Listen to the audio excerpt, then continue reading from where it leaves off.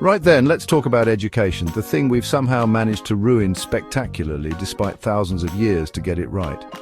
From Aristotle pacing around ancient Athens, terrorizing students with impossibly tough questions, to today's classroom where half the room is nodding off during yet another bloody PowerPoint slide. Honestly, if Aristotle saw this, he'd probably just walk into the sea.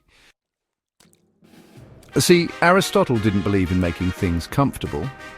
No fluffy pillows, no feel-good pep talks. Instead, he bombarded his students with questions designed to make them question their entire existence.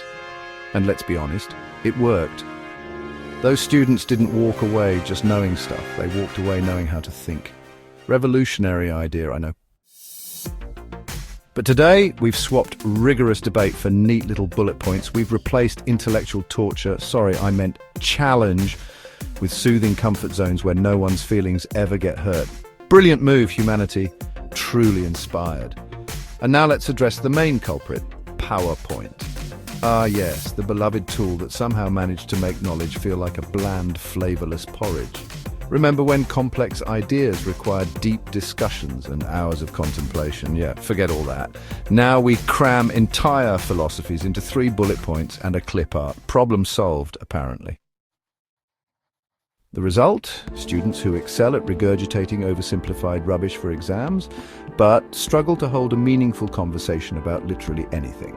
Congratulations, we've successfully created a generation of intellectual parrots. This whole PowerPoint obsession perfectly illustrates what Paulo Freire described as the banking model of education.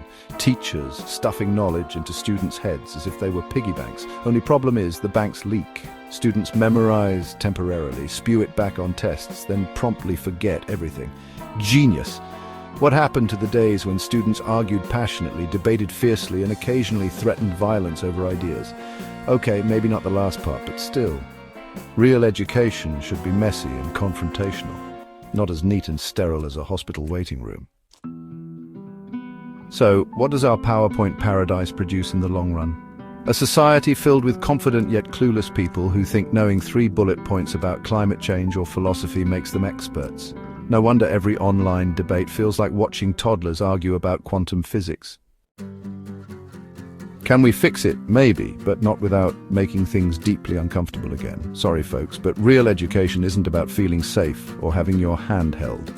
It's about feeling intellectually humiliated, questioning everything, and occasionally wanting to throw Aristotle out a window because he's asked yet another impossible question. Imagine Aristotle in today's classroom. He'd tolerate about 2 minutes of PowerPoint nonsense before launching into a furious rant, probably flipping a few desks for dramatic effect. And he'd be right to do it. Education shouldn't be easy, pleasant, or comfortable.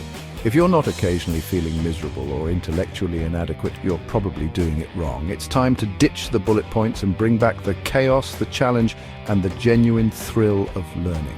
Because let's face it, nobody wants to live in a world populated entirely by PowerPoint zombies who couldn't think their way out of a paper bag. It's messy, it's uncomfortable, and it's exactly what we need. After all, isn't a little intellectual agony better than a lifetime of confident ignorance?